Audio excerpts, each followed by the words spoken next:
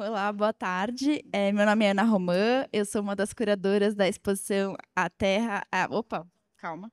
Eu sou uma das curadoras da exposição A Terra, o Fogo, a Água e os Ventos, por o Museu da Errância, com Eduardo Glissant. É uma exposição que abriu ontem e hoje a gente está nesse momento de conversa com os artistas. A gente teve uma primeira mesa de conversa e agora a gente está na segunda. Ela é uma exposição que tem como ponto de partida a coleção privada do Eduardo Glissant, e eu e o Paulo Miada, a gente convidou uma série de artistas contemporâneos para fazerem parte dessa mostra, em diálogo com a coleção. A ideia, de algum jeito, era ensaiarmos o que seria um projeto de museu do Glissant. Em muitos dos seus escritos, o Glissant expressa o desejo de fazer um museu e de realizá-lo, e até começa um projeto, enfim, para se concretizar esse desejo, mas infelizmente ele não consegue terminar. E essa exposição ela é um ensaio do que poderia vir a ser esse museu, e a gente reuniu artistas que a gente realmente considera muito interessantes, e é um momento único e uma possibilidade de ouvi-los aqui hoje. A gente está muito feliz pela presença de todos vocês, público, e de todos vocês, artistas, que toparam falar com a gente hoje. A gente tem uma mesa composta por Tariq Kiswanson, Sylvie Glissant e Kelly Sinapa-Mary. E nós vamos começar, assim, cada um vai falar um pouquinho sobre o seu trabalho, eu vou fazer algumas perguntas, e depois, ao fim da conversa, a gente vai ter um momento em que vocês vão poder conversar. A ideia é realmente ser uma interação, ser um momento um pouco para a gente se aproximar dessas pessoas, e que eu acho que a gente teve uma relação muito boa ao longo do processo, e acho que é vocês entenderem também um pouco dos trabalhos nesse tom mais informal mesmo, enfim, em termos de conversa. Bom, eu vou começar com o Tariq, que está aqui do meu lado, e que é um artista que está com dois trabalhos aqui no Tomiotaki. A gente tem dois trabalhos não, ele está com alguns trabalhos. Ele está participando de duas diferentes exposições. A gente tem na exposição do Glissant, nessa sala aqui ao lado, um trabalho que é uma cadeira com uma espécie de casulo encostado nessa cadeira, e a gente tem dois vídeos, não sei se vocês viram, são dois vídeos, um é uma criança escrevendo, e isso não sei se vocês viram, mas acho que depois eu vou... Na verdade, eu nem vou contar sobre o que são os trabalhos, acho que vocês têm que ver, e aí o Tariq vai contar um pouco sobre a relação dele com crianças, enfim, mas, enfim, acho que vocês deveriam ver lá em cima. Mas, enfim, são dois vídeos e esse trabalho da cadeira. E aqui a gente está com uma exposição individual do Tariq, com uma instalação inédita e comissionada para o Instituto Tomiotaki também. Bom, oi, Tariq. Eu queria começar pedindo para você se apresentar um pouco, contar de onde você veio, quem você é, e contar um pouco sobre a presença desse casulo nesse seu trabalho, nesse cocum, que está tanto nos trabalhos de cima da cadeira, quanto no trabalho aqui de baixo. Sobre o que é esses trabalhos que estão nessa mostra?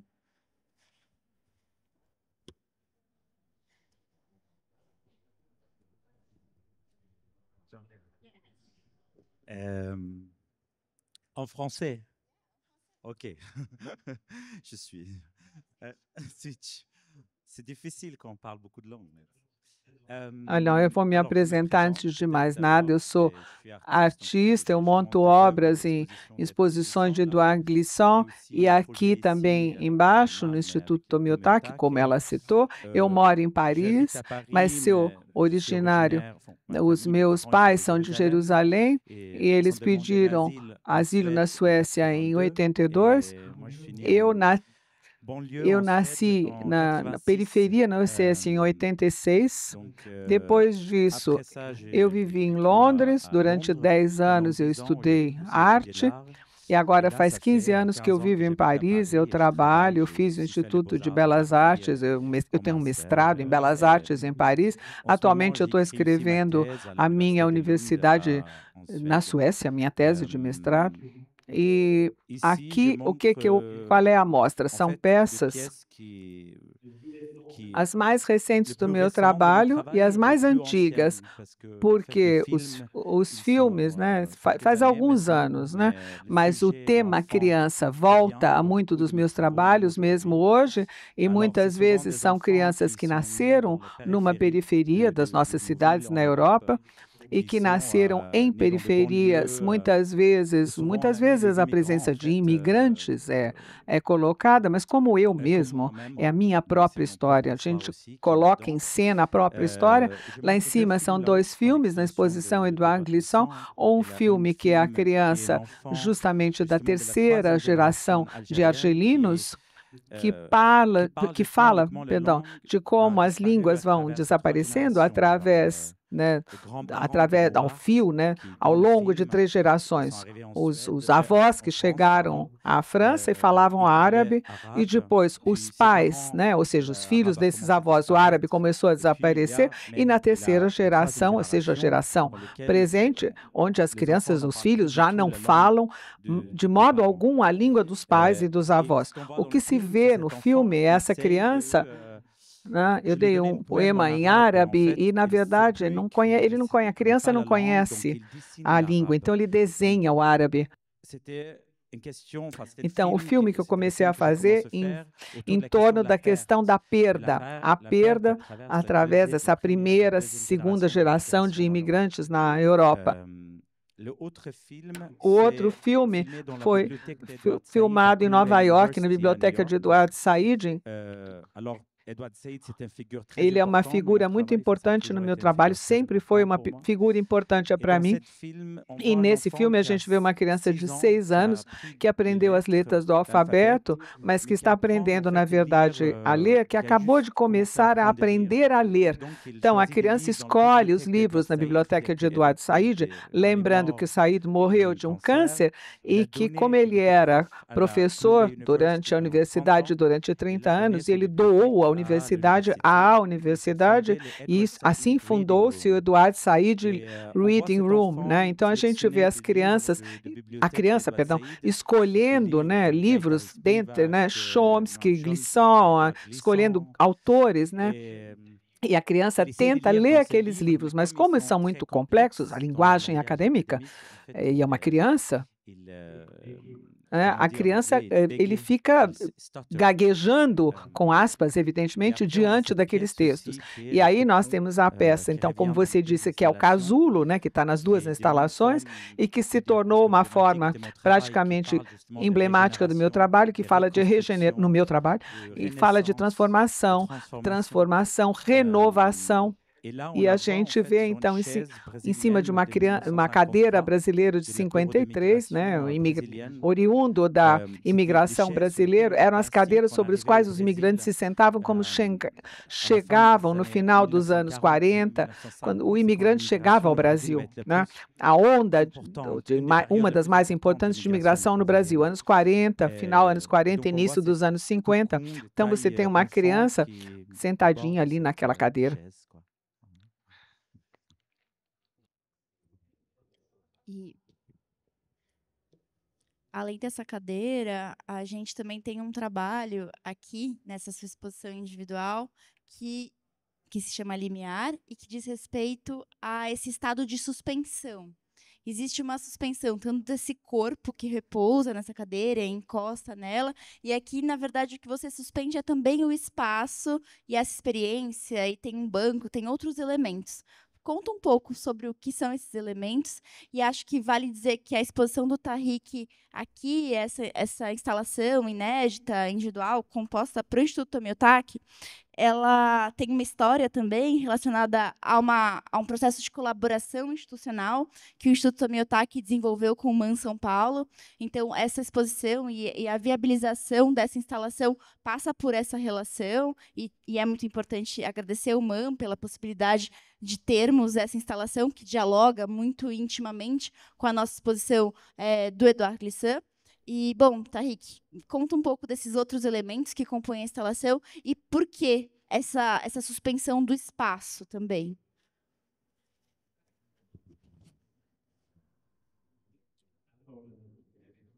Então, a questão da levitação é uma temática que se tornou central, primeira no meu trabalho há alguns anos. Então, quando eu penso na questão da levitação, não é a levitação de ordem mágica. É muito mais a levitação sendo pensada como uma metáfora para o desenraizamento. O que acontece? Porque quando nós somos arrancados, né? As nossas raízes são arrancadas. O que acontece depois? Como é que a forma se faz? Como é que a identidade se constrói? O que acontece depois desse momento traumático? Há alguns anos eu desenvolvo um trabalho que é sobre a questão desse período pós-traumático, ou seja, o momento logo depois do exílio, logo depois da migração, logo depois desse deslocar. O que acontece na nossa história coletiva? Depois desse momento, cada um tem necessidade de se reconstruir. E aqui, na verdade, querendo fazer esse trabalho com Viver e com o Tomio Otaki, o que eu quis, né? Eu quis pensar na história do Brasil também, porque muitas vezes o meu projeto, como é que eu faço? Aqui é um projeto instituto, mas nós podemos dizer que os objetos na instalação são, de certa forma, instituto, porque eles são oriundos da história da imigração no Brasil. Ali nós vemos 3 objetos, há o casulo que reaparece, e existe um banco de igreja dos anos 50 que veio com os missionários da Bélgica até o Brasil.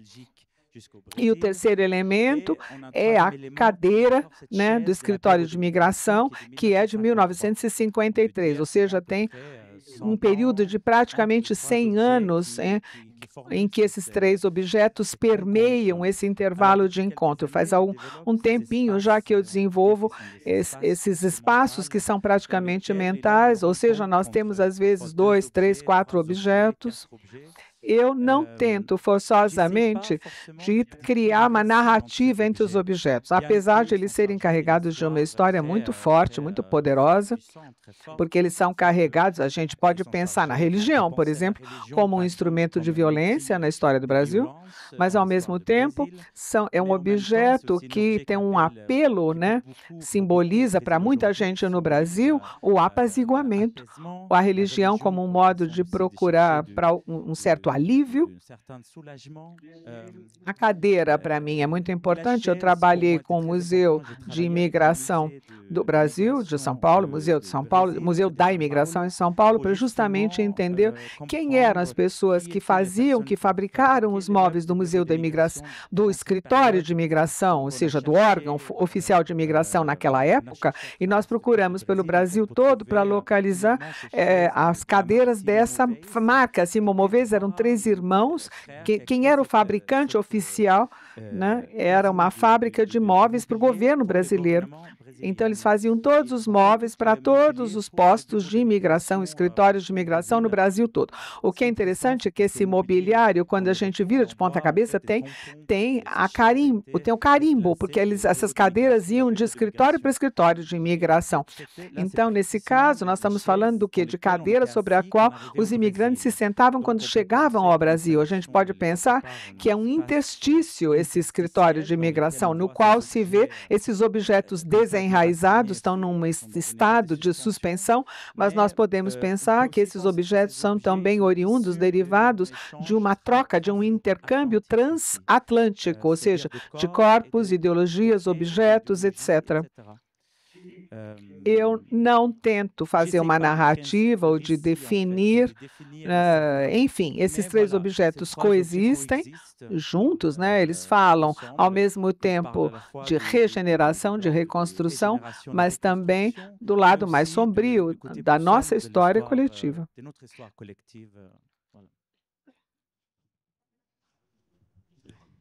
Tarik, tem essa conversa que a gente está tendo hoje, ela tem um papel muito fundamental, que é também formar nossas equipes internas, que vão estar em diálogo com o seu trabalho no cotidiano. Então, a gente tem os educadores, a gente tem as equipes de curadoria e outras muitas equipes que estão aqui e que acho que tem uma coisa no seu trabalho que vale ser comentada e ser falada, que é o processo de feitura. Do que esse esse casulo é feito, como ele é feito. Obviamente existe um mistério sobre o peso dele, se ele é leve, se ele é pesado, e eu acho que isso é muito interessante, inclusive para o espectador, que circula em torno dele e começa a imaginar o que realmente é esse objeto. Mas se você puder contar um pouco sobre esse processo, e acho que também tem um lugar desses móveis, né, que eles também são restaurados. Existe uma pesquisa muito grande em torno de onde eles vêm, para onde eles vão, e eles todos passam por um processo de restauro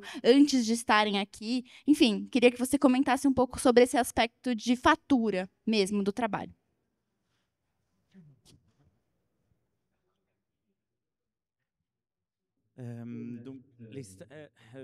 Então, tem esse aspecto histórico, que evidentemente é muito histórico, porque esses objetos são carregados, são cheios de história, uma história silenciosa, a gente pode dizer assim, mas uma grande parte do meu trabalho também é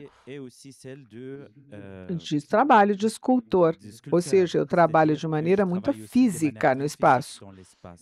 Por isso é que eu quis criar um projeto onde o público se pergunte, todo mundo se pergunte, qual é o espaço da obra, onde é que ela começa? É o espaço enquanto tal, são os objetos, quando a gente passa pelo umbral da porta, a gente já está na obra. Tem algo muito importante para mim, e é essa relação com o Edouard Glissant, é que muito cedo no meu trabalho, eu designei essa frase da arte relacional, a expressão, né? A arte se conecta com essa ideia do Glissant de pensar. O primeiro livro, né, como disse a Sylvie, o primeiro livro que eu li, né, é essa ideia de existir enquanto relação. E eu quis escrever obras, né, com o tempo eu quis criar obras nas quais o espectador se veja absorvido pela obra, em que todo mundo faça parte integral da obra e a gente se pergunte o que faz parte da obra. Então, apesar de que aqui nós tenhamos uma espécie de janela, né, nesse interstício, existe um trabalho no qual nós temos, no qual nós trabalhamos durante quase um mês nessa instalação para criar, você sabe disso.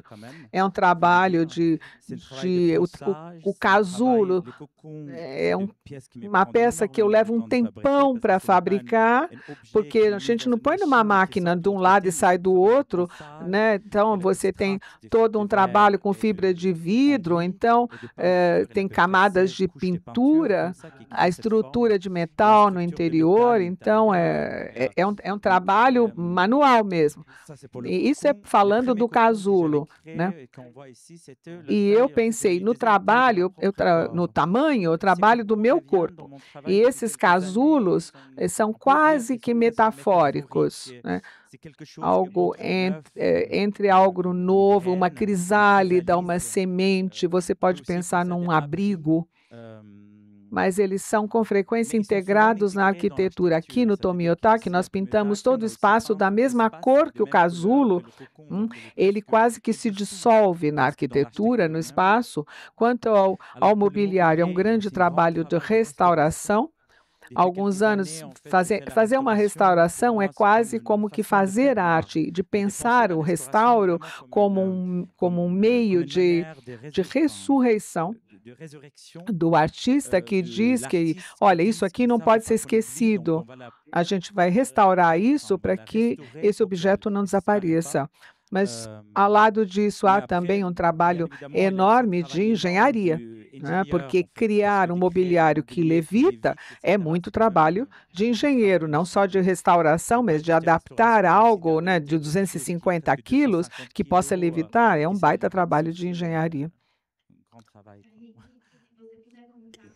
Tahik, se você puder contar...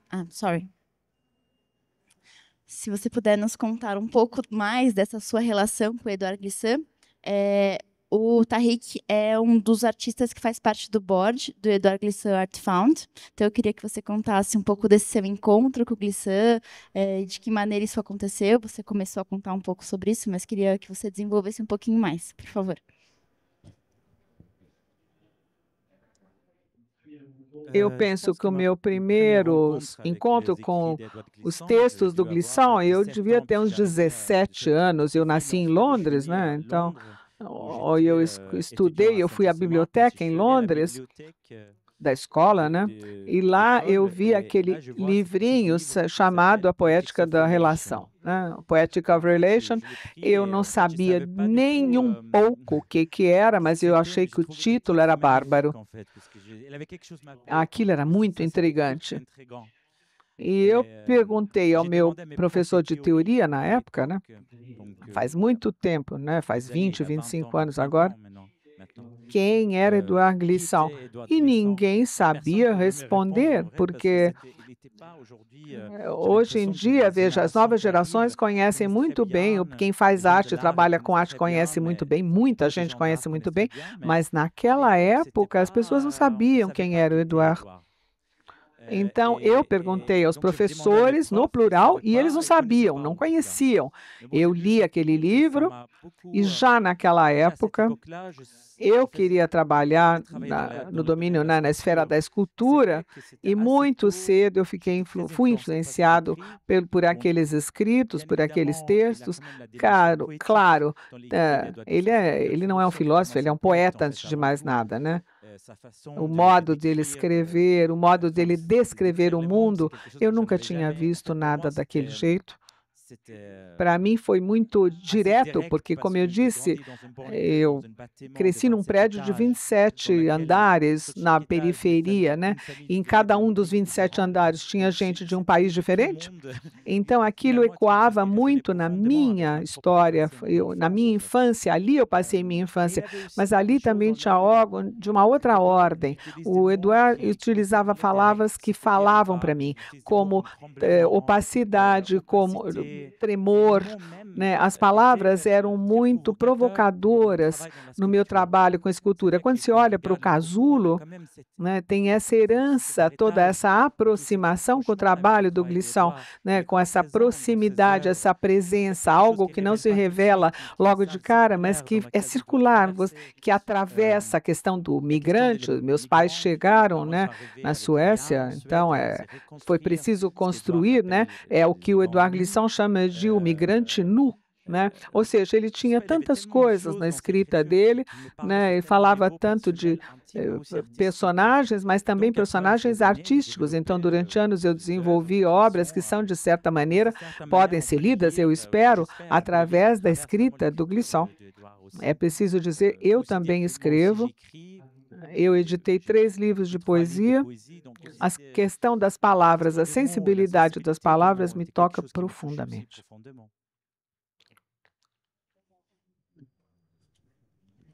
Muito obrigada, Tahrik. Foi muito bom te ouvir. Quero ler seus livros, nunca li. Acho que é uma parte do seu trabalho que a gente ainda não conhece. Então, acho que, enfim, teremos oportunidade.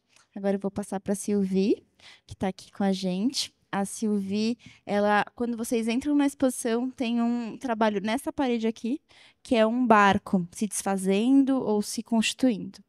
E, Sylvie, queria que você contasse um pouco, enfim, desse trabalho, e depois a gente pode contar um pouco, enfim, da sua história. Acho que quando você contar um pouco do trabalho, você vai contar um pouco da história. Gente, essa exposição só é possível por causa da Sylvie. A Sylvie é uma contribuidora, enfim, não tem nem o que dizer e expressar a gratidão por a gente estar aqui hoje, é por causa dela. Então, Sylvie, se você puder contar um pouco sobre essa imagem do barco que inaugura essa exposição, e depois a gente pode conversar um pouco sobre por que essa exposição é importante para você, para o Instituto Monde, para o Édouard Glissant Found, enfim, para tudo isso.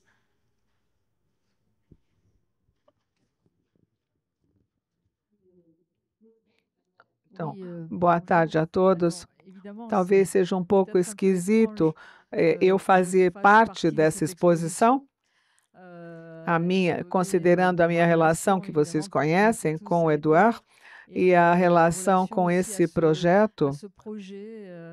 E você disse justamente, graças a mim, mas não, eu penso que é muito, muito, muito graças a você, graças a vocês todos, porque isso não teria podido se realizar. Faz anos que eu esperava que a gente conseguisse um dia a conseguir que esse museu, que essa ideia do museu se tornasse, ganhasse corpo, né, se tornasse concreta, se realizasse. Porque isso não foi possível se realizar no momento em que eu quis fazer, por muitas razões.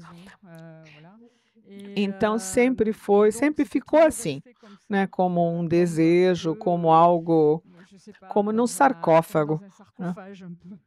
E, na verdade, vocês me permitiram, né?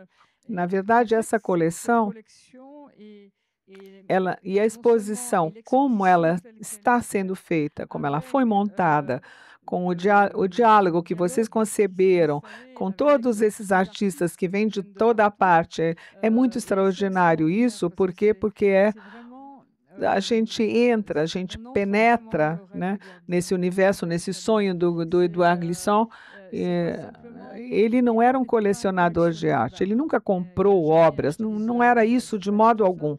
Essas obras que estão na coleção e que estão na coleção dele, é porque a vida toda ele sempre se fez acompanhar dos seus amigos artistas, mas muito mais do que amigos escritores, mas antes de mais nada, amigos dele que eram artistas, os amigos dele eram artistas. E para ele, veja, na obra dele, eles estão totalmente na obra dele. Por quê? Porque eu penso que é uma dimensão que não se conhece até agora, é uma dimensão desconhecida. A gente lê o Édouard Glissant, a gente ouve, mas a obra dele não é lida pelo viés dos artistas, por essa relação, pelo viés da relação poética dele aos artistas. É verdade. Tariq, você disse, ele é um poeta, é verdade. Mas, na verdade, a relação que ele tinha com os amigos dele, artistas, era uma relação poética. Porque, para ele, esses artistas eram, antes de serem artistas plásticos, eles eram, antes de mais nada, poetas. E você, por exemplo, você é um poeta, né? Então, eu penso que todos os artistas que estão aqui hoje, nesse diálogo, nessa grande conversa, são todos, antes de serem artistas plásticos, são poetas. E eu penso que, de todo modo, para ler e para escutá-lo, para ouvi-lo, é preciso entrar nessa dimensão da relação poética, nessa escuta poética, nessa forma extremamente aberta, que acolhe todas essas outras formas. E aí a gente tem uma opacidade que a gente não sabe o que é, mas está lá, isso tudo está lá presente, a gente acolhe, a gente recebe isso, e talvez isso dê a essência, né, a outras formas de conhecimento e dê sentido, confira sentido a outras formas de relação, né, das quais nós precisamos para vivermos o mundo que nós vivemos e no mundo que nós vivemos, né, para que estejamos todos juntos dessa outra maneira. Eu me perdi um pouco aqui, mas enfim. Então, é verdade que Édouard, eu o conheci muito jovem, e nós trabalhamos muito, os dois. Nós fizemos muitos desenhos juntos de coisas, nós tínhamos essa relação. E eu nunca coloquei meu trabalho de artista, nunca foi colocado em primeiro plano, porque eu nunca fui protagonista, era a vida, simplesmente, tudo que nós tínhamos que fazer junto, todo o nosso caminhar juntos. Então, é verdade, quando você me pediu, me convidou para participar, em geral, né, eu fiquei, ao mesmo tempo, feliz, mas um pouco incomodada, né, porque eu não queria, eu não quis, eu não quero de maneira evidente estar aqui, isso não é forçosamente, eu não tenho que estar automaticamente aqui, mas eu agradeço por isso, é um grande prazer. E para voltar, então, à sua pergunta, vocês escolheram essa obra, né, que é uma gravura, cujo título é em inglês, né? Dismantling of Boat of Disaster, eu penso. talvez não seja o desmonte do barco, né? Mas a difusão desses barcos do desastre. Ou seja, aquilo de que você falou, Tariq, você falou do exílio, da migração dos migrantes, é tudo que esses veículos, todos esses objetos do mundo, que na verdade capturam todos aqueles que a gente não quer e que se faz desaparecer. Então, todos esses barcos que transportam migrantes são, antes de mais nada, feitos para a eliminação desses imigrantes, para que eles desapareçam, para que eles sumam no mar. Então, a relação é ainda mais importante para mim, porque é aquilo que transportou os barcos, os navios negreiros, né? Os barcos dos africanos, objetos da escravização. Então, como vocês sabem, essa história, essa memória da escravidão é muito importante para o Édouard Glissant, e toda a obra dele é atravessada, é permeada por esse abismo, né? Ou seja, essa perda que é muitas vezes de muitas pessoas, de muitos africanos que estavam, né, nesse barco, eram jogados no mar, ou porque eles não sobreviviam, as condições eram absolutamente impossíveis, e aí, quando eles morriam, eles eram jogados no mar, ou então porque, num momento dado, os próprios barcos eram proibidos e eles eram ligados, né? Então tinha aquela bola de chumbo, né? Então os navios eram afundados, né? Eram âncoras, como âncoras, né? Então aquelas bolas enormes, então os escravos com aquela bola de chumbo no pé, então jogava-se um escravo no mar com uma bola de chumbo no pé. Então esse vestígio de memória que se fez desaparecer. Isso não aparece. A história da escravidão, a história desse sofrimento, não aparece na história oficial. Só alguns acontecimentos, né? Mas não há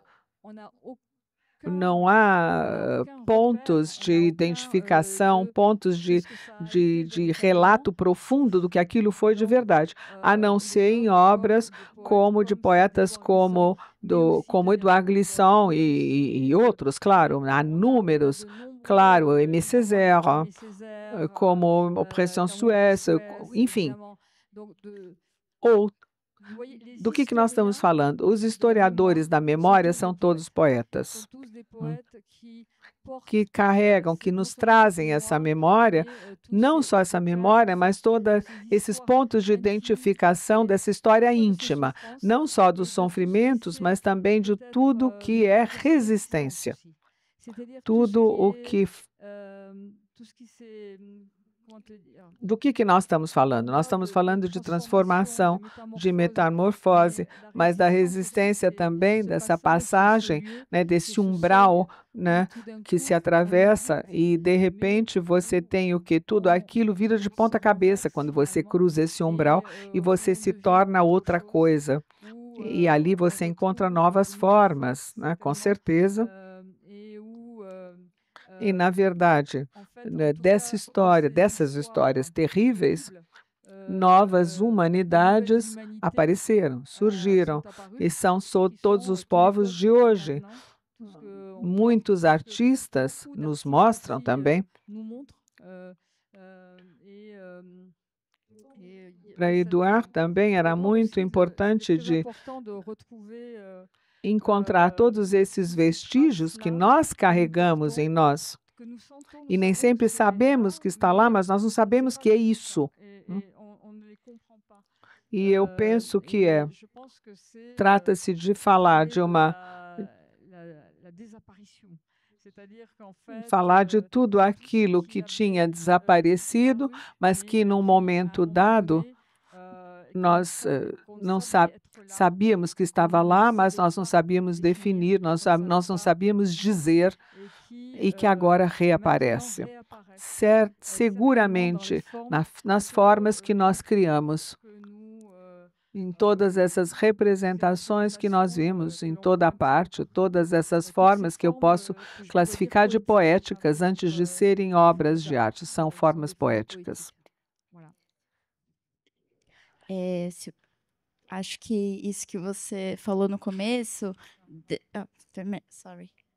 isso que você falou no começo de ter um convite também como artista para integrar a exposição, acho que tem muito a ver sobre isso. Eu acho que essa separação entre arte e vida, no caso dessa coleção e dessa exposição, era basicamente impossível. Eu acho que ela foi formada a partir de uma grande rede de relações, de pessoas que estavam próximas do Glissant, e ter o seu trabalho como artista, acho que traduz isso. Acho que essa prática cotidiana que você nos conta de desenhar e de fazer junto com o Glissant, em colaboração com o Glissant, eu acho que se espraia por todas as obras que fazem parte dessa coleção. Esse fazer junto está presente nessa coleção mesmo, né? Porque a coleção foi feita a partir de muitas conversas, a partir da atuação do Glissant como colaborador de uma galeria em Paris por muitos anos. Enfim, acho que essa coleção ela é sobre isso. Então, não é forçoso incluir você, incluir o seu trabalho artístico, que é de extrema qualidade também no nosso projeto. Acho que isso não tenho o que dizer sobre esse assunto. E, Sylvie, um dos desenhos que você tem com o Glissant, que também inaugura a exposição, é um desenho que tem alguns escritos do Glissant sobre um desenho seu. E lá tem um escrito sobre a paisagem da palavra e a palavra da paisagem, que são conceitos fundamentais para o pensamento do Glissant. E eu queria ouvir um pouco sobre quais são as suas paisagens, quais são as paisagens que as suas palavras carregam, e se você puder contar um pouco sobre esses conceitos também, eu agradeço.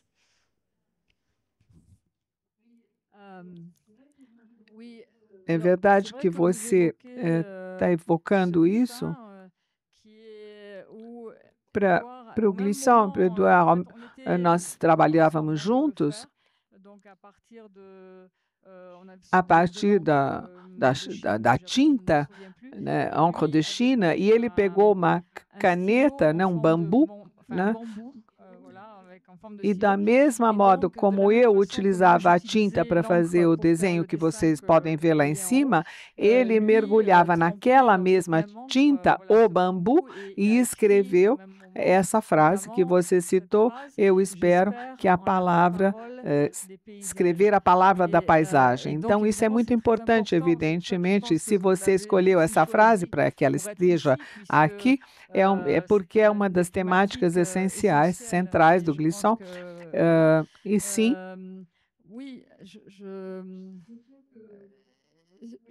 é verdade que para o Édouard a paisagem ele sempre dizia, é uma personagem. Ou seja, é um ser vivo, é um ser que fala. E, na verdade, a paisagem, talvez nós atravessemos paisagens, mas talvez as paisagens estejam também em nós. Então, há sempre esse diálogo, essa conversa. Eu não sei por onde começar, porque tem tanta coisa para ser dita. Tem um outro quadro que é muito importante, que está aqui, do Segui, né? Do Antônio Segui. É um quadro muito simples na aparência, né? E que está ali acima do escritório do Glissant, ele pôs ali. E ele dizia sempre, ele gostava muito de olhar para aquele quadro do Antônio Segui, porque era uma antologia de paisagens como a Martinica. Ele dizia que para ele, o lugar dele, né, a Martinica, ela é pequenininha, né, uma ilha minúscula, mas que contém todas as paisagens do mundo, dizia ele. Você encontra ali deserto. Eu que venho dos Pirineus, do sudoeste da França, há momentos ali onde eu me vejo nos Pirineus, entre as montanhas. Há paisagens de mar, tem, enfim, todas as paisagens estão contidas ali, e eu penso que todas as obras dele e todas as paisagens que ele atravessa em sua obra vêm desse olhar, do lugar dele, né? Ele nasceu em todas as paisagens do mundo. Então, eu não sei muito bem dizer isso, ou o que mais dizer, mas eu penso que todas as nossas paisagens, quando a gente se encontra, talvez antes de tudo seja um encontro de paisagens. Por exemplo,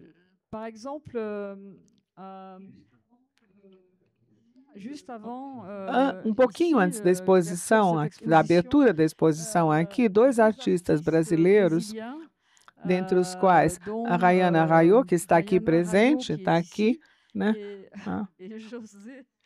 E o Ferreira Santos, que está aqui, eles vieram à Casa do Diamante, na Martinica, ou seja, a casa, o lugar que o Eduardo Glissant adorava, e imediatamente o José, mas foi assim, imediato, ele ia na mesma hora para fora, para o jardim, e eu ouvi correr para o jardim de um lado para o outro, olhar tudo, ele nem mal teve o tempo de apoiar a mala no chão e já estava no jardim, do lado de fora, olhando tudo, fuçando, levantando folha, olhando aqui, eu fiquei tão surpresa de vê-lo correr de um lado para o outro, ele estava completamente, mas como se estivesse em transe, estando imerso ali, alguma coisa que ele amava, e ele penetrou naquilo na mesma hora.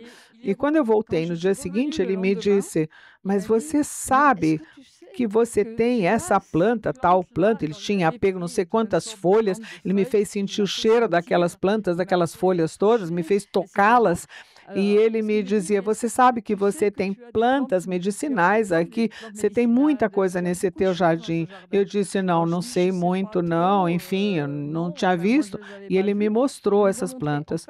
Por quê? Porque ele me fez descobrir meu próprio jardim, o nosso próprio jardim. E ele dizia, olha, tem isso? O que ele dizia? Eu tenho isso em casa, isso é da minha paisagem. Dizia o Glissant, esse é o meu jardim, esse é o meu em casa. E isso foi fascinante, foi formidável. Para mim foi muito importante. E, claro, a Rayana, que está aqui também, ela desenhava e eu via a mangrove, eu via todas aquelas raízes que caminham em tudo que você desenhava naquele terraço na frente do mar, você também, você acabou de chegar e você já tinha, né, a paisagem da Martinica, e aquela paisagem também era a sua, né? Então, eu penso que é preciso reencontrar, né? Você desenhou o mangue, é preciso reencontrar, porque tudo o que nós somos, né, tudo que nós carregamos em nós, tudo que nós dizemos e talvez tudo que nós desejamos, né? E isso ninguém pode tomar de nós. Ninguém pode roubar de nós, porque são nossas paisagens íntimas, né? E ninguém poderá reduzir isso por nenhum sistema poderá reduzir isso, isso não é redutível, né?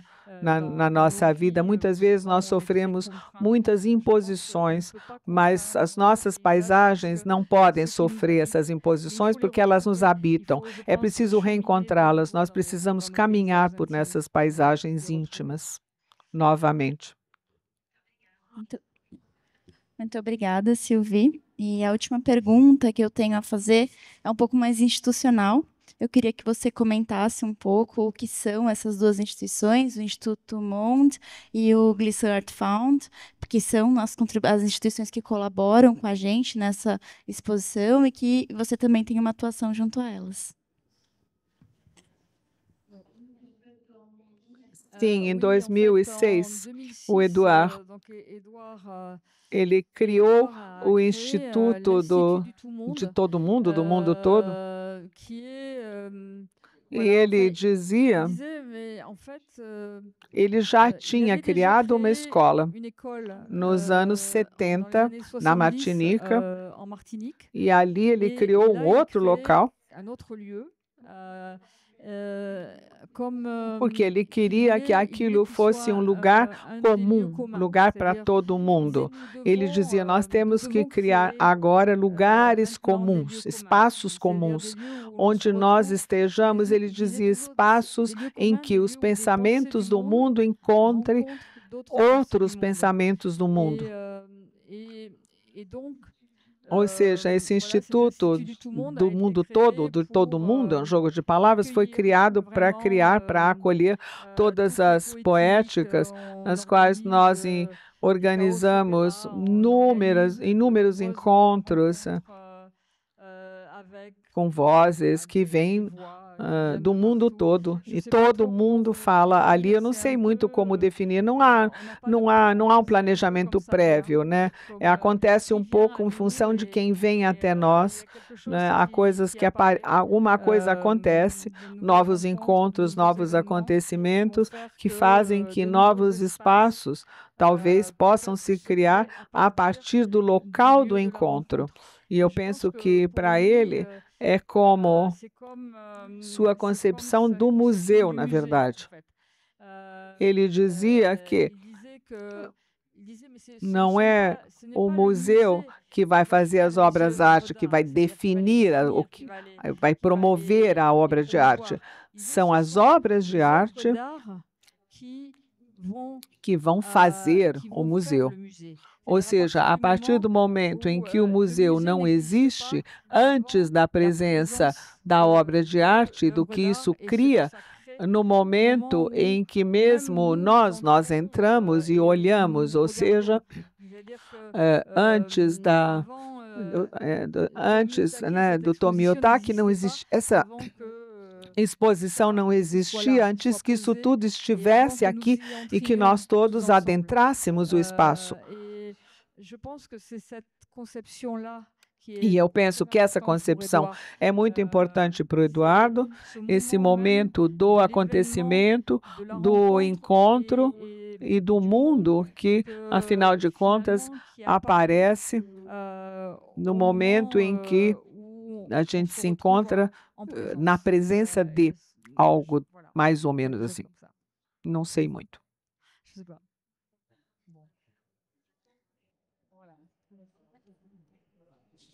Muito obrigada, Sylvie. Bom, agora a gente vai conversar com a Kelly um pouco. Estou muito feliz por finalmente a gente conseguir estar juntas no mesmo espaço físico. A Kelly estava com um trabalho na 34ª Bienal, que foi uma Bienal que Paulo, Jacopo e eu curamos, junto com outros curadores, Carla Zaccanini, Francesco Stock e Ruth Esteves, e já faz 4 anos. E faz 4 anos que a gente tenta se encontrar e a gente conseguiu pela primeira vez aqui e agora, então a gente está muito feliz por isso. E, Kelly, eu queria que você contasse um pouco sobre quem é você, de onde você vem. E eu acho que as histórias de Guadalupe são muito... A gente não conhece muito ela aqui no Brasil. Então, eu queria que você contasse um pouquinho da história de Guadalupe que leva você a fazer esses trabalhos. O trabalho da Kelly, gente, para quem não viu, são alguns painéis que estão nessa sala daqui. São 3 painéis muito grandes, são pinturas grandes, com uma série de figuras retratadas, com, enfim, com uma paisagem, e tem uma mulher com muitas cabeças, mas eu não sei se é uma mulher. A Kelly pode contar um pouco se é uma mulher ou não. Enfim, vou passar para você e depois a gente vai falando sobre algumas questões específicas sobre os trabalhos. Muito obrigada de novo por estar aqui com a gente. Boa noite a todos. Muito obrigado pelo convite para estar aqui. Eu estou muito comovida. É a primeira vez, na primeira vez que eu visitei a exposição, eu fiquei muito comovida por ver, né, cercada por todas essas obras que me falam tanto e, sobretudo, essa coleção do Edouard Glissant. E eu tenho muito orgulho, né, que nós tenhamos um pouquinho do Glissant na Guadeloupe. Eu tenho muito, muito orgulho. E eu venho da Guadalupe, eu vivo e trabalho lá. E não é muito simples chegar até aqui, porque é preciso subir em vários aviões, ao longo são 15 horas, e é pena, né, que não seja mais simples vir aqui, estar com vocês, porque eu penso que nós temos muitos pontos em comum com a história do Brasil. E para contar um detalhe, hoje, por exemplo, eu visitei o Museu Afro-Brasileiro e eu fiquei muito tocada por tudo que é apresentado ali. Eu quero voltar. E eu me sinto muito, muito próxima de certas formas de arte e da história do Brasil. E é isso.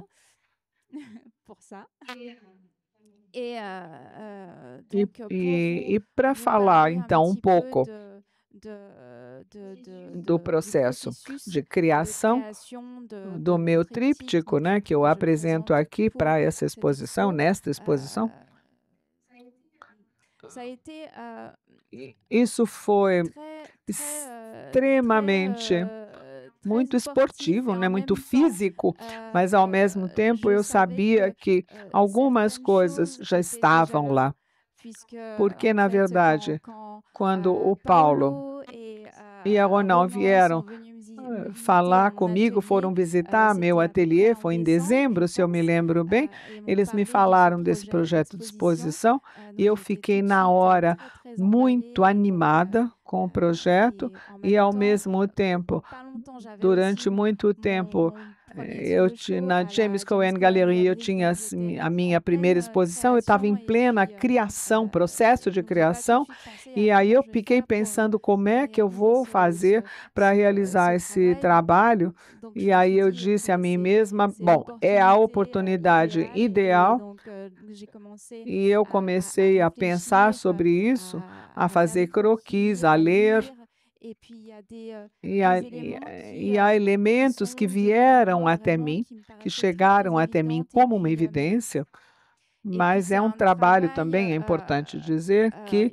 é muito diferente do que eu costumo fazer, do que eu faço habitualmente, porque na maior parte das minhas obras eu questiono muito o retrato. E há muito pouco tempo é que eu comecei a fazer obras em várias partes, né? Esses painéis, esse tríptico ou quadrípticos, né? Ou seja, esse trabalho de narrativa é realmente diferente, e porque eu construo passo a passo cada história, cada personagem. E eu imagino, então, e eu construo passo a passo para, em seguida, encontrar a ligação entre essas diferentes histórias, essas diferentes narrativas que eu proponho, para chegar a uma paisagem.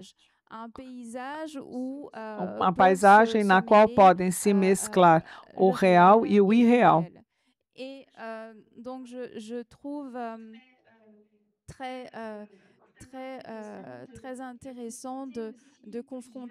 eu achei interessante confrontar várias referências.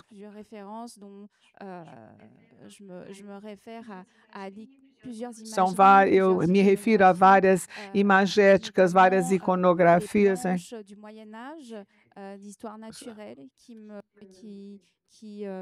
Pensando na história natural, muita coisa me toca, né?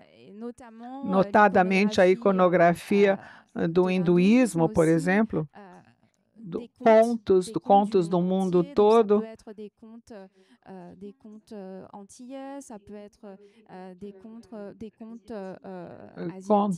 Contos asiáticos, ou seja, do mundo todo.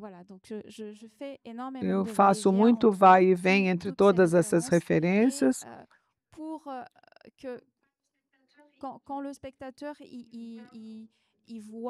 Quando o espectador entra na minha pintura, Cada um faz o seu próprio caminho no meu trabalho. A cada vez eu ouço interpretações que são diferentes, porque para mim, na verdade, quando eu construo uma pintura ou várias pinturas, eu vejo como enigmas. Eu as vejo como enigmas a resolver. Por isso, é assim que a gente pode ver, por vezes, aliás, com muita frequência, muitos detalhes, e se a gente parar, né, para se... Você vai ver que há muitos elementos, né, que... E eu sou muito faladora sobre as minhas telas, eu falo muito e eu posso utilizar também a pele das personagens para poder inscrever, né, vestígios, pedacinhos de contos, de histórias e também elementos ligados à vegetação e para fazer então uma espécie de como cataplasmas, né, sobre a pele dos meus personagens, para conseguir curar, né, tratar desses traumas da história. Eis, então, grosso modo.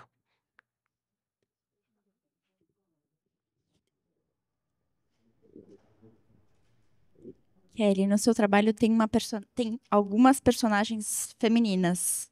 Queria que você contasse o porquê disso. E também tem alguma relação com a história da sua avó. Queria que você contasse um pouco sobre esse diário, enfim, sobre a história desses trabalhos, propriamente ditos, e a sua relação familiar com eles. Com muito prazer. Sim, eu posso falar disso com muito prazer. Quando eu era pequena, minha família e eu, nós morávamos muito perto da minha avó, Violeta. E eu não era muito próxima dela. Não era muito ligada a ela, mas eu a observava muito. Do terraço da nossa casa, eu a via muito. E ela tinha uma relação muito específica, muito particular com a terra. E eu a via plantando, eu a via também cuidando de animais abandonados. E ela falava sozinha, com muita frequência, como se a terra pudesse ouvi-la e responder também. Então, ela tinha alguma coisa de mágico nela, esse algo mágico. E a minha mãe, ela tinha uma relação muito tensa com a minha avó. E ela dizia com frequência que a minha avó era uma bruxa, uma feiticeira. E eu não sabia ainda, mas as mulheres que têm esse poder, que tinham esse poder, né, de cuidar com as plantas, né, que detentoras desse poder eram consideradas pelos colonizadores europeus como sendo feiticeiras, né, como uma desconfiança. Eles desconfiavam, né, mas eu era pequena, ainda não sabia disso.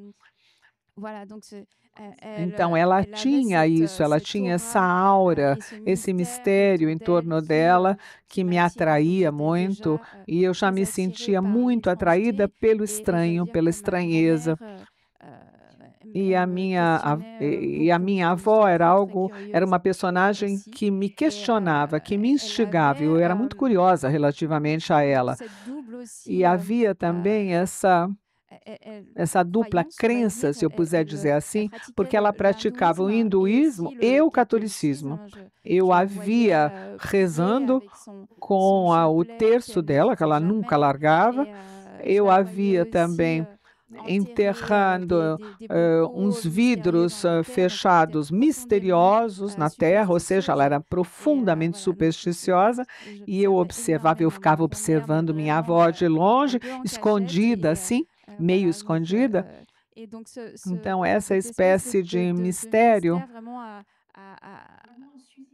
suscitou em mim, despertou em mim muita curiosidade e muito um elan no meu trabalho que eu construí E, na verdade, eu não quero falar, o que eu procuro não é falar literalmente da minha avó, da Violette, perdão, mas ela está muito presente nessa paisagem que eu proponho.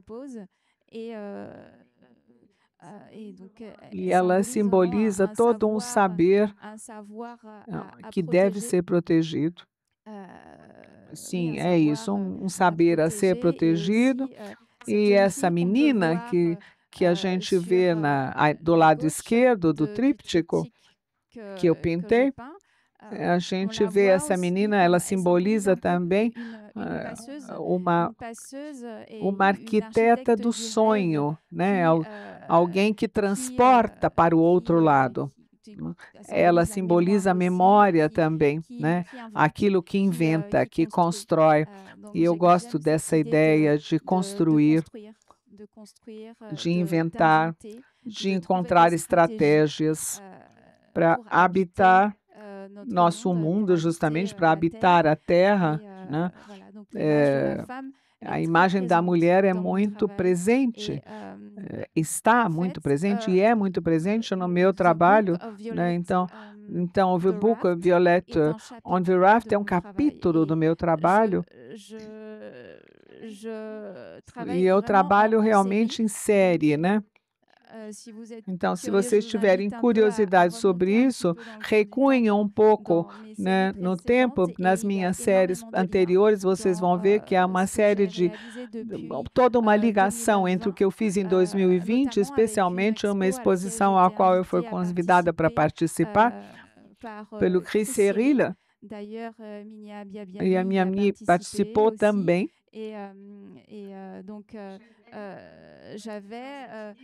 Então, eu tinha a ideia de construir um personagem, e um personagem que eu chamei de Sambras, uma menina que usava um uniforme de escola, com fita no cabelo, com meia soquete.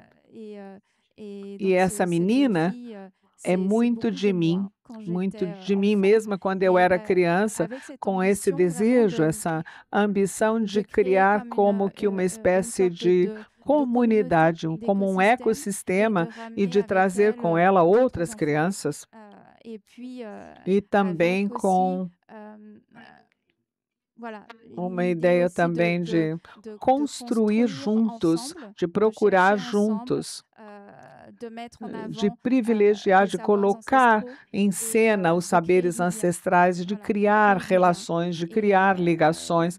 Então, essa personagem, né, eu a via como um avatar, que pode ser um animal, que pode ser um vegetal, que pode ter um terceiro olho, para estar realmente alerta relativamente a tudo o que acontece em volta dela. Pode ter vários braços, várias pernas para correr mais depressa, pode ter vários membros, mais braços para poder realizar mais ações mais depressa. Ou seja, eu não estava muito concentrado na iconografia hinduísta no momento em que eu construía essa personagem. Então, foram esses elementos, essas referências iconográficas que me instigaram, vieram até mim, e que depois eu fiz a ligação. Isso aí, depois é que eu fiz a associação, isso me lembra tal deusa, e foi muito surpreendente. Para mim foi surpreendente. E eu continuei a me interessar por isso, a toda essa imagética do hinduísmo, que também ecoa, tem a ver com a minha identidade, é um eco da minha identidade. Kelly, você pode contar um pouco sobre essas questões? Sorry. Perdão. Sorry.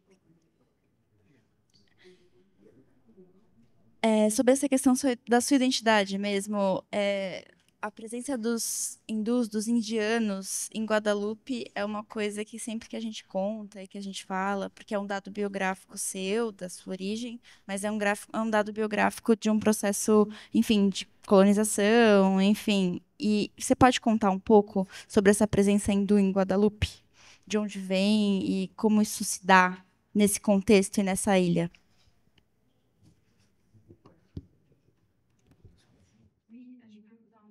Sim, eu posso falar disso. Na verdade, para recontextualizar, eu fui criada numa família de testemunhas de Jeová. Meus pais são testemunhas de Jeová. O meu irmão e eu, então, nós fomos criados numa educação religiosa muito rigorosa, vale dizer, sabendo que antes o meu pai, ele praticava o hinduísmo com meu avô, que era sacerdote hindu. E depois a irmã dele se converteu testemunha de Jeová, e o meu pai seguiu, e ele passou de uma religião a outra. Então, meu irmão e eu, nós nascemos nessa crença. E o meu pai, então, nunca nos falou realmente do passado dele, de como era a prática com meu avô. A gente tinha que perguntar as coisas para ele ele nos respondesse. Então, ele respondia, mas de maneira muito lacônica, muito rápida, como se ele não quisesse falar muito daquela outra religião.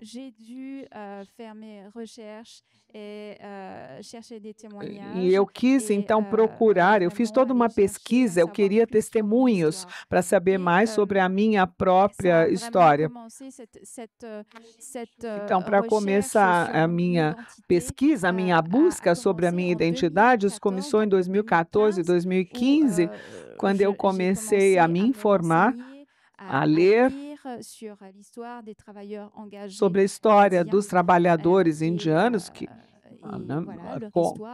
como é que esses trabalhadores chegaram a Guadalupe, como é que eles encontraram um lugar naquela sociedade do Caribe, como é que eles encontraram um lugar na Martinica, na Guadalupe, em outros lugares, porque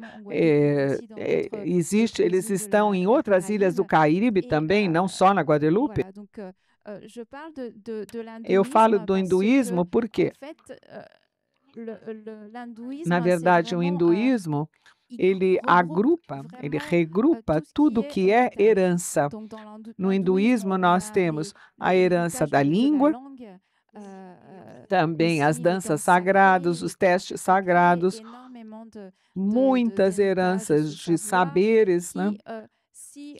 Que se nós não praticarmos o hinduísmo, a gente passa ao largo da história dele enquanto, por exemplo, enquanto alguém de origem da Guadalupe, né? Então, eu tive essa herança indiana, a gente fica um pouco ao largo, né?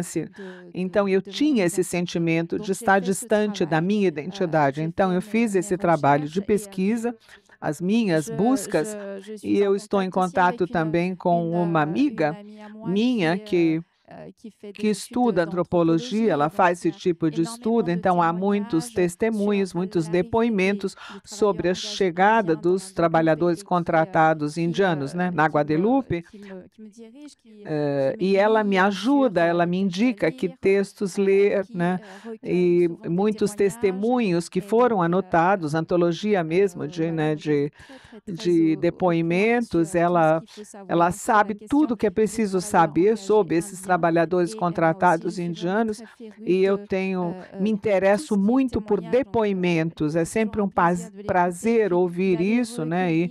E ali é uma fonte para eu recolher elementos, que seja, por exemplo, eu também vou procurar dados, né, junto aos meus tios, as minhas tias, avós, outras pessoas, eu adoro fazer isso.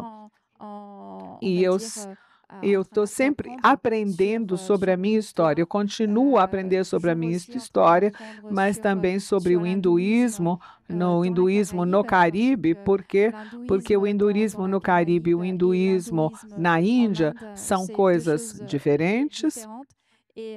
Então, esse é um domínio, uma esfera de conhecimento que me interessa muito, assim como estabelecer a ligação entre a minha geografia, tudo que me cerca, porque, antes de mais nada, eu sou alguém originária da Guadalupe, mas de origem ancestral indiana. Eu nunca fui à Índia.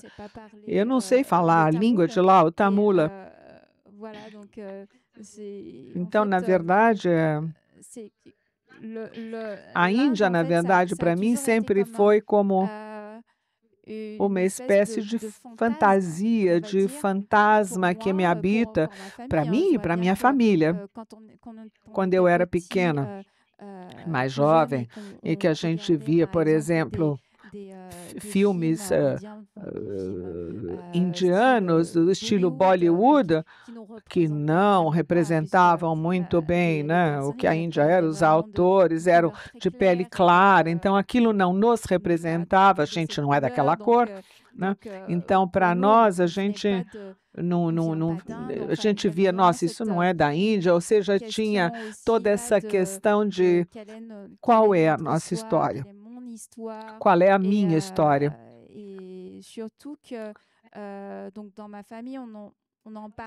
E, sobretudo, porque na nossa família nós não falávamos, a não ser que se perguntasse, e mesmo na escola, os professores não nos sensibilizavam sobre as nossas histórias de origem de cada um de nós, que histórias diferentes, a cada vez diferentes, e que se encontravam ali, porque os trabalhadores contratados indianos foram levados para o Caribe para substituir a mão de obra dos antigos escravos. Então, havia esse clima de tensão entre os trabalhadores indianos e os escravos emancipados que não entendiam por que esses indianos estão aqui para fazer o trabalho que a gente não faz mais. Quer dizer, havia uma tensão entre os antigos escravos e os indianos. Então, toda uma questão aí para se saber como os trabalhadores indianos chegaram até o Caribe. Será que eles foram forçados? Houve rapto? Eles vieram porque quiseram? Né? Essa questão de contrato, né? Os contratos não foram aceitos, então normalmente eram contratos de 4 anos. Normalmente os trabalhadores contratados indianos deveriam voltar para a Índia depois de 4 anos. Isso não foi respeitado. Então é toda uma história. Bom, a gente tem um tempinho para a gente fazer algumas perguntas. Acho que pode ser 2 perguntas. A gente pode fazer um bloco. Alguém quer fazer alguma pergunta? Alguém do público? A Lahaida é curadora aqui do Tomiotaki, gente. Então, eu apresento vocês. Oi, gente, boa tarde. Obrigada pela presença. Eu acho que vou fazer um para cada um. E aí vocês falam na sequência, tá bom? Tarik, é um prazer te conhecer. Eu também sou imigrante, então eu me reconheço muito no seu trabalho. E tem uma frase do Glissant que é mudar mudando com o outro, sem me perder ou me desnaturar. Eu acho que isso é um pensamento muito constante para quem é imigrante, mas é sempre bom quando alguém sistematiza e materializa e torna esse pensamento real. Assim. Você fala 5 línguas, fala e escreve 5 línguas, é escritor, é poeta, e eu queria um pouco saber o que você acha dessa palavra, desnaturar. Aí eu passo já para... Sylvie, obrigada pela sua presença. Eu queria perguntar para você se é a primeira vez que você está no Brasil e como foi esse tremor para você? Como é que foi esse encontro com o Brasil? Quais são as suas experiências? Se você tem algo específico que você queira compartilhar com a gente. E para Kelly, eu vejo muito no seu trabalho uma pele-paisagem e uma pintura de formas contínuas, definidas. E eu fiquei com uma curiosidade de saber como é a sua forma de trabalho, o seu modo de trabalho. Se você... Quanto tempo, se é algo repetitivo, meditativo ou não. E se você pode falar um pouco sobre isso para a gente, seu processo no ateliê, seu tempo no ateliê, e como você falou sobre esses modos de trabalho, foi algo que também eu pensei assim que eu vi na sua tela.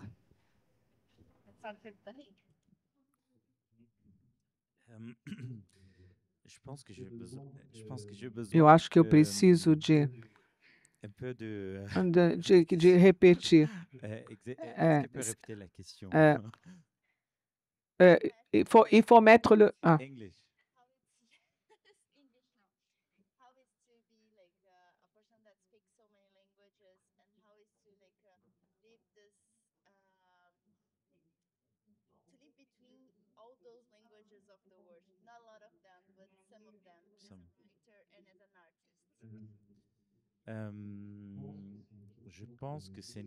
Eu penso que essa é uma pergunta que me fazem muito. Carol, ela fez a pergunta sobre a frase do Glisson. Então, tem a questão dos contextos diferentes, mas eu penso que muito rapidamente, muito precocemente, vejam, hoje em dia muita gente fala, é uma riqueza falar tantas línguas, de poder, de ter vivido em tantos países, em tantos contextos, com culturas tão diferentes. É verdade que isso é uma faca de dois gumes, porque isso permite uma certa liberdade, né? Você consegue estar perto, próximo de muita gente, né? Porque você fala certas línguas. Eu falo francês faz 15 anos. Antes eu não falava uma palavra de francês. Quando eu mudei para Paris, isso abriu uma porta para mim, né? A possibilidade de falar francês. Mas, ao mesmo tempo, sempre tem os dois gumes, né? Cada imigrante sente isso. A questão do desenraizamento, ela é dolorosa. E isso não se pode esquecer. Há essa riqueza, essa capacidade de poder existir, de estar com o outro e de ser você mesmo em contextos diferentes e de ser sempre diferente, né? O próprio self, né? O self é maleável. Ao mesmo tempo, existe também essa questão de que nós olharmos, né? Se você olhar para certos objetos que eu faço, eles contêm uma dupla natureza, né? Eu não estou falando de línguas, eu estou falando de objetos. Então, essa questão da dor, da violência. E isso é alguma coisa que eu tenho que falar para as pessoas, eu preciso lembrá-las disso, porque as pessoas pensam o quê? Que tem essa riqueza, ela pode ser libertadora, né? Sempre poder viajar, existir, se sentir em casa em tantas diferentes culturas. O que especifica quantas famílias da Palestina é viver sem terra, né? Na esperança de ter uma terra, né? Mas num estado ocupado. Então, nesse sentido,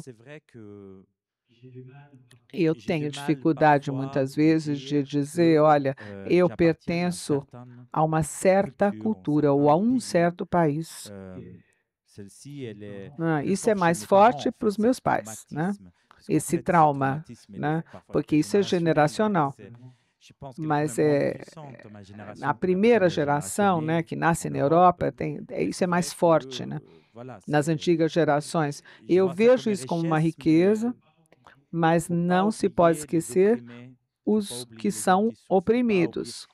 Eu tenho não se pode esquecer quem sofre. Eu tenho uma ligação muito forte com parte da minha família que ainda está lá, né? Eu tenho essa liberdade que eles não têm. Eu tento não esquecer tudo isso, né? Apesar de todos esses aspectos positivos na imigração, no fato de falar várias línguas, é difícil para mim. Não é algo que é só positivo. É um resultado positivo, de certa forma, mas eu espero ter respondido.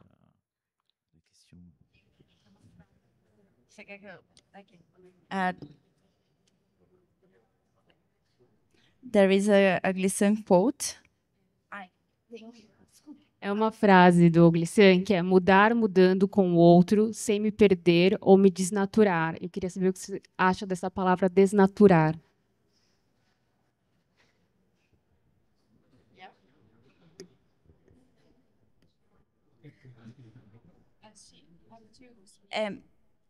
A frase do Glisson é mudar mudando com o outro, sem me perder ou desnaturar. O que você acha? Mudar. Ok. Mudar, mudando com o outro, sem me perder ou me desnaturar. É uma frase do Glisson. E a Lahaida pergunta, Tahik, o que você pensa sobre esse processo de desnaturalização? Se há uma desnaturalização, quando você vive nesse entre mundos? É isso? Ok.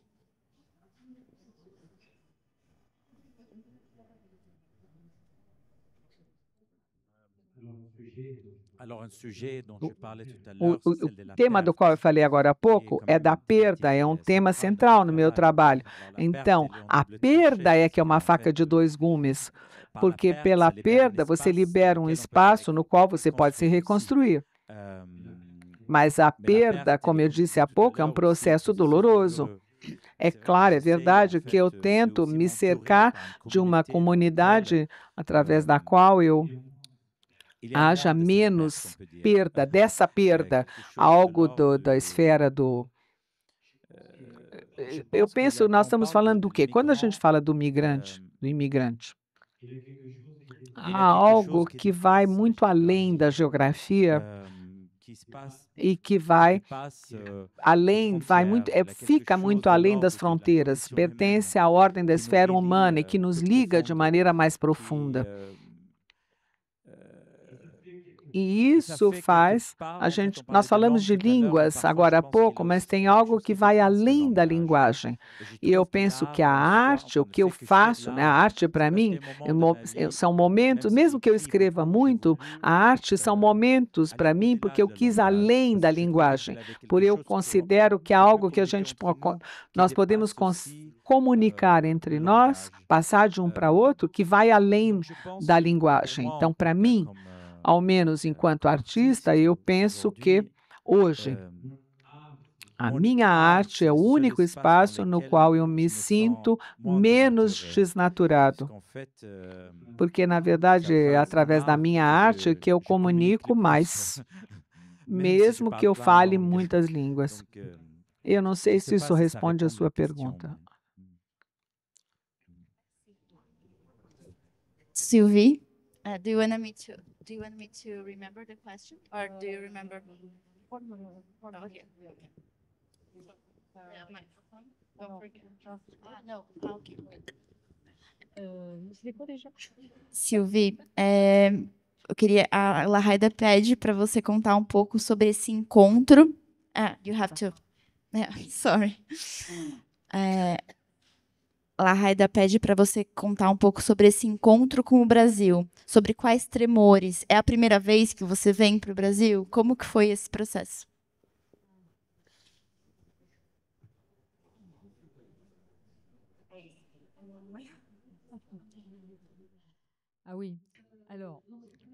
Não, não é a primeira vez. Não foi a primeira vez. Eu vim há muito tempo, mas ao Rio, eu só passei assim por São Paulo, fiquei mais no Rio. Então, esse não foi meu primeiro contato com o Brasil, mas não foi um tremor, no sentido literal da palavra, porque sem nunca ter vindo praticamente, eu posso dizer que eu tinha a impressão, quando eu cheguei aqui, eu tive a impressão de já conhecer, ou seja, a relação com as pessoas, com a paisagem, com o contexto, foi algo extremamente natural. Eu me senti nem um pouco estrangeira aqui. Eu penso que há alguma coisa aqui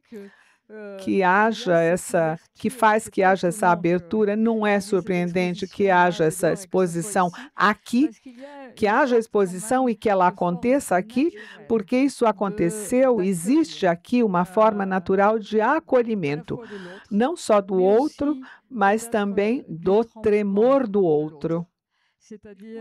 Ou seja, formas que não são forçosamente as de cada um, mas que são formas que a gente quer conhecer, talvez. Formas nas quais o diálogo é possível, mesmo que a gente não fale a mesma língua, mesmo que a gente não fale, é inacreditável, mas é o momento no qual a gente tem a impressão de se entender. A gente inventa juntos modos de relacionamento, modos de comunicação, gestos, né, para se fazer entender. coisas que nos fazem dizer que nós estamos bem juntos. E a gente se entende quando a gente olha as coisas juntos. A gente não olha cada um para um lado, né, ou para uma coisa diferente. A gente está aqui tranquilamente e olha para o horizonte juntos. A gente se olha. Eu penso que há alguma coisa desse tipo, dessa ordem aqui. E eu não fiquei nem um pouco surpresa, muito pelo contrário, eu me senti muito bem. E, aliás, eu disse a uma amiga, a um amigo, eu gostei, antes de vir para cá, eu não podia passar pelos Estados Unidos, eu fui proibida, não sei por quê, mas eu não pude passar, não pude vir para cá passando por lá. E quando eu cheguei aqui no aeroporto, mesmo quando a gente passou pela polícia, né, o olhar das pessoas, a suavidade, a doçura das pessoas normais, ordinárias, era um olhar inacreditável. Eu respirei e disse, ufa, né? O fato, sabe assim, mostra seu passaporte. Antes disso, as pessoas aqui dizem bom dia, as pessoas olham para você, os agentes aduaneiros, né? Foram suaves. Então, tem alguma coisa nas relações aqui naturais, né? Foi o que eu senti, tá? O que eu senti foi isso.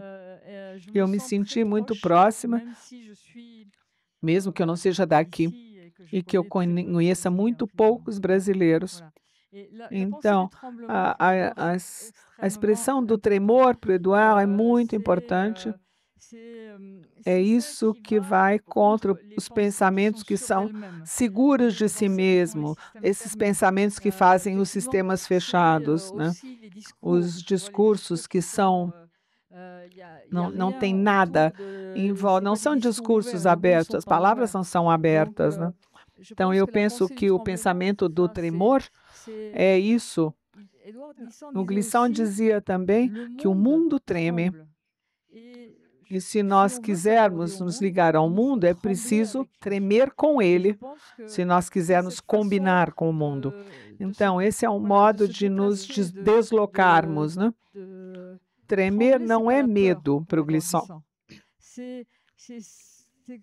É se deixar, talvez, deixar que aquilo que está vindo venha. A gente não sabe, mas há presenças, há algo que liga, algo que está lá. E nós precisamos simplesmente não ter medo, ter talvez desejo. Essa é a beleza da relação, né? De poder executar, poder fazer. Eu penso que a exclusão, o racismo, as identidades fechadas. Você falou das suas identidades. Para o Eduardo, isso se chama identidade e relação. Aquilo que não é identidade diz raiz única, aquelas do nacionalismo, né? Aquelas que excluem o outro, aquelas que querem destruir, aniquilar o outro, como se vê em toda a parte atualmente. Mas é aquela que acolhe. É preciso se acolher no múltiplo da nossa identidade, nos acolher a nós mesmos. E eu penso que o trabalho que você faz, você está justamente acolhendo a tua identidade múltipla. Você está encontrando, pelo menos, essa sua identidade, porque você não a conhecia forçosamente. Porque o ambiente, a paisagem no qual a gente está inserido, muitas vezes é bastante fechado. Eu acho que há algo interessante dessa esfera.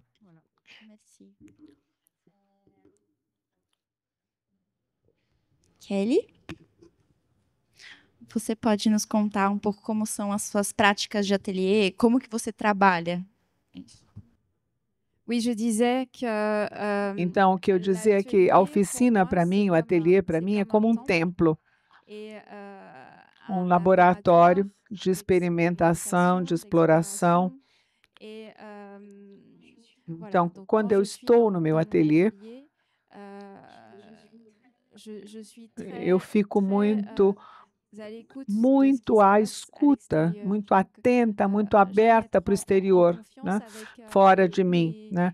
Eu fico atenta, né? E numa relação de confiança com os ruídos que me cercam. Pode ser o canto dos pássaros, pode ser o meu filho que está brincando com as primas, pode ser o barulho de carros que passam, ou seja, muita coisa, o canto, o barulho que as galinhas fazem, todo um universo sonoro que me ajuda a estar numa relação de confiança no meu trabalho e de tomar consciência de onde eu estou para começar uma pintura ou um trabalho, ou seja lá o que for.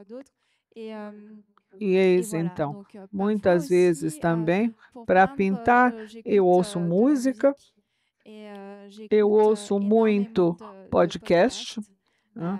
Especialmente, eu tive a ocasião de escutar gravações do Édouard Glissant, então eu escutei muito Glissant, escutei muito o Glissant, e o som é muito, muito importante para mim. Na construção das minhas pinturas, antes de fazer uma tela, eu tenho então essa fase de pesquisa, de leitura, dos tipos de literatura, muito, muito próximo da literatura da Maryse Condé também. É um livro, o livro dela sobre a feiticeira me agradou muito, porque eu vejo naquela personagem a minha avó. E eu gosto de confrontar várias literaturas, a literatura da Maryse Condé e outros tipos de literatura, contos também. Então, eu tenho esse trabalho, eu faço esse trabalho de pesquisa, de desenho, de formas, que eu posso colocar. Eu posso trabalhar também com Photoshop, para ter uma ideia das minhas composições. Em seguida, quando eu tenho a certeza, né, estou segura de mim, aí eu posso começar a pintar. Aí eu começo, e aí não para mais. Thank you. Obrigada, pessoal. Acho que a gente acaba a nossa segunda de conversas hoje. Foi muito especial. Queria agradecer aos artistas que estão aqui conosco. Amanhã nós teremos mais 2 sessões, às 14 e às 16. Estão todos convidados também. E eu vou aproveitar para dizer que a gente tem um catálogo dessa exposição, que está à venda na lojinha aqui do Instituto Tomi-Otaki, e é um catálogo que foi feito, tem muitas novas traduções do Édouard Glissant. Aqui no Brasil, atualmente, a gente tem 2 livros traduzidos e alguns textos esparsos, e aqui a gente fez realmente um esforço para traduzir alguns documentos inéditos e uma parte importante de um vídeo que também está na exposição, que é uma entrevista do Glissant com o Patrick Chamoiseau. E aí também tem uma parte sobre os artistas, vocês podem ver os textos que a gente escreveu. E o Glissant realmente está presente no livro, porque além dessa entrevista e dessa voz, a gente selecionou uma citação para cada um dos artistas que estão na exposição. Então, vocês também podem ter acesso a esses vários fragmentos desse pensamento complexo do todo mundo. Queria agradecer a todo mundo que está aqui. Obrigada, e obrigada a todos novamente. Boa visita à exposição.